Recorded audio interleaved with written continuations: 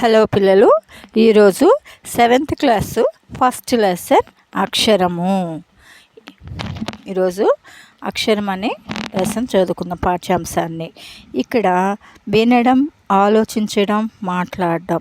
ఇక్కడ చూడండి, ఏదైనా ఒక విషయాన్ని ఎవరైనా చెప్పినప్పుడు అది మనం విని ఆలోచించి మాట్లాడాలి. ఈ అక్షరం పాఠ్యాంశంలో ఇక్కడ అమ్మ, పిల్లలు ఉన్నారు. ఈ చిత్రంలో ఎవరెవరు ఉన్నారు అంటే అమ్మ, వాళ్ళ చెల్లెలు, వాళ్ళ అన్నయ్య ఉన్నారు.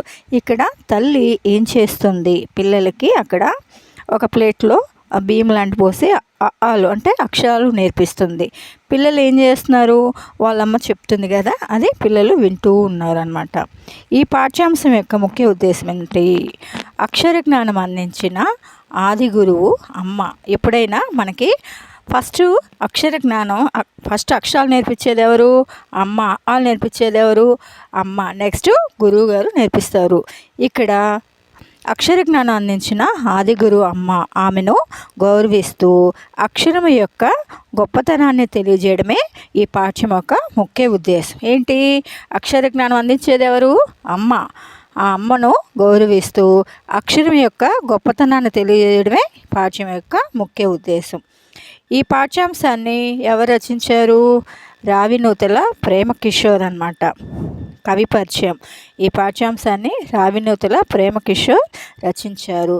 ఇతను 1/8/1965లో జన్మించి 7/10/2019లో మరణించాడు.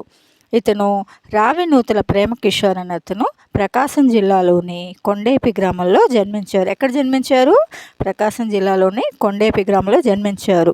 వీరి తల్లిదండ్రులు మరియమ్మ, అంకయ్యలు అన్నమాట. శ్రమవద్గీత, అజమాయిషి, నిసి, రెక్కల పొడమి, ఇంకుచుక్క, నిశ్శబ్ద గాయము, టామీ, కళ్ళం దిబ్బ మొదలైన రచనలు చేశారు. వీరు రాసి నటించిన అనేక నాటికలను రాష్ట్రేతర ప్రదేశాల్లో ఉత్తమ అవార్డులను, ప్రశంసలు లభించాయన్నమాట. ఈ పాఠ్యాంశము నలుగురవుదాం అనే కవిత సంపుటంలోనిదన్నమాట. అక్షరాలు కవాతం చేస్తూ ఉంటాయి, నిరంతరం నిద్రాభంగం చేస్తుంటాయి.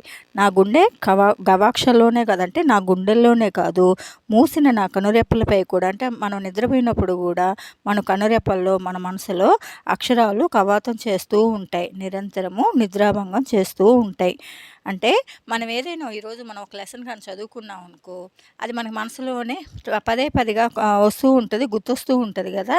అదే ఆ అక్షరం అనే పదము, ఆ అక్షరము ఒక లెటర్ అనమాట. ఆ అక్షరము నా గుండె గవాక్షాల్లోనే కాదు, మూసిన అంటే మనం నిద్రపోయినప్పుడు కూడా నా కనురెప్పలపై కూడా అక్షరాలు కవాతు చేస్తూ ఉంటాయి, నిరంతరము నిద్రాభంగం చేస్తూ ఉంటాయి.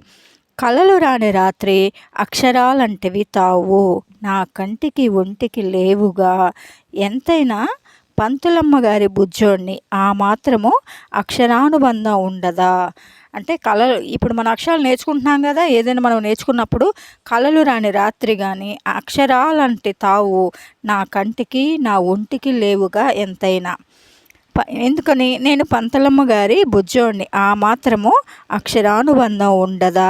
నిద్రపోయేటప్పుడు అమ్మ అక్షరాల కంబలి కప్పిందేమో, అంటే నేను పడుకున్నప్పుడు అమ్మ అనుక్షణం అక్షరాలు నేర్పిందేమో, అమ్మ అక్షరాల కంబలి కప్పిందేమో. చిన్నప్పుడు అన్నప్రాసన నాడు, అంటే అమ్మ అక్షరాల కంబలు కప్పిందేమో చిన్నప్పుడు అన్నప్రాసన నాడు. అన్నప్రాసన నాడు తలా ఒకటి నా చుట్టూ రేపి పట్టుకోమన్నప్పుడు ఎర్రగా బాగుందని పెన్ను పట్టుకుంటే అమ్మ అక్కను చేర్చుకొని కలం పట్టిన బిడ్డ ఇలను దున్నుతాడని ఆనందంతో ఒళ్ళంతా ముద్దులతో నింపిందంట. మన చిన్నప్పుడు మనకి అన్నప్రాసన చేస్తారు కదా, అన్నప్రాసన చేసినప్పుడు మనకి స్వీట్స్ కానీ రాయడానికి పెన్ను, బంగారం ఇవన్నీ పెడతారు కదా. అప్పుడు మనం వెళ్ళి పెన్నును కానీ పట్టుకున్నా, డబ్బులు కానీ పట్టుకున్నా కూడా మన తల్లిదండ్రులు వాళ్ళు సంతోషపడతారు కదా. ఎందుకంటే డబ్బులు పట్టుకున్నప్పుడు ధనవంతుడని, పెన్ను పట్టుకుంటే బాగా చదువుతారు అని అలా సంతోషపడతారు కదా. అలాగే మా చిన్నప్పుడు అన్నప్రాసన నాడు చిన్నప్పుడు అన్నప్రాసన చేస్తారు కదా, అన్నప్రాసన చేసినప్పుడు మనకి స్వీట్స్ కానీ రాయడానికి పెన్ను బంగారం ఇవన్నీ పెడతారు కదా. అప్పుడు మనం వెళ్ళి పెన్నుని కానీ పట్టుకున్నా డబ్బులు కానీ పట్టుకున్నా కూడా మన తల్లిదండ్రులు వాళ్ళు సంతోషపడతారు కదా. ఎందుకంటే డబ్బులు పట్టుకున్నప్పుడు ధనవంతుడని, పెన్ను పట్టుకుంటే బాగా చదువుతారు అని అలా సంతోషపడతారు కదా. అలాగే మా చిన్నప్పుడు అన్నప్రాసన నాడు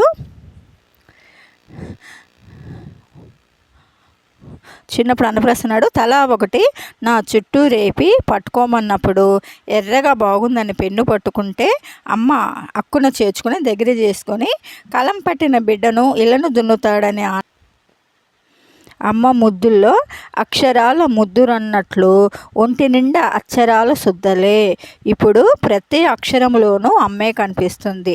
నన్ను అక్షరాల పుట్టని చేసిన అమ్మకు అక్షరాన్ని అవ్వడం మినహా మరేమి ఇవ్వగలను. ఎందుకంటే చిన్నప్పుడు అమ్మ ఆ ఈతో మొదలుపెట్టి మనని బాగా చదివిస్తుంది.